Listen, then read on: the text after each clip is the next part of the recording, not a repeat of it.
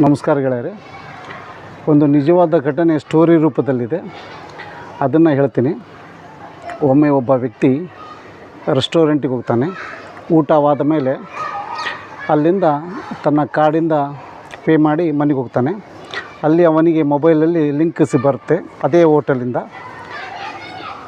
ನಮ್ಮ ಸರ್ವಿಸ್ ಹೇಗಿತ್ತು ಅಂಥೇಳಿ. ಅದಕ್ಕೆ ಆ ವ್ಯಕ್ತಿ ಸ್ವಲ್ಪ ಅವನಿಗೆ ಆ ಸರ್ವಿಸಲ್ಲಿ ಸ್ವಲ್ಪ ಹೆಚ್ಚು ಕಮ್ಮಿ ಆಗಿರುತ್ತೆ.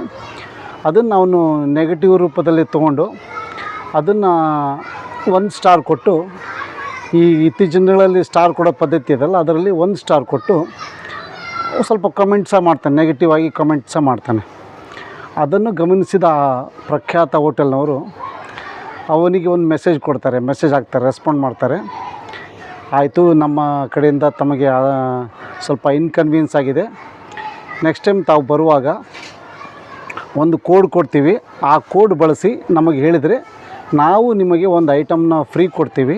ಹಾಗೆ ನೀವು ಎಲ್ಲ ಬಳಸಿದ ಐಟಮ್ಗಳು, ಬೇರೆ ಐಟಮ್ಗಳ ಮೇಲೆ 20% ಡಿಸ್ಕೌಂಟ್ನ ಕೊಡ್ತೀವಿ ಅಂತ ಹೇಳ್ತಾರೆ. ಆಯಿತು ಅಂತ ರೆಸ್ಪಾಂಡ್ ಮಾಡ್ತಾನೆ.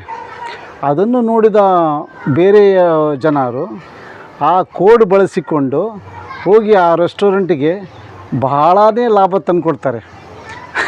ಹೆಂಗಿದೆ ನೋಡಿ ಈ ಜೀವನ. ನೆಗೆಟಿವನ್ನು ಪಾಸಿಟಿವ್ ಆಗಿ ಕನ್ವರ್ಟ್ ಮಾಡಿದ ಆ ಹೋಟೆಲ್ನವರಿಗೆ ನಮ್ಮದೊಂದು ದೊಡ್ಡ ಸಲಾಮ್ ಅಲ್ವಾ.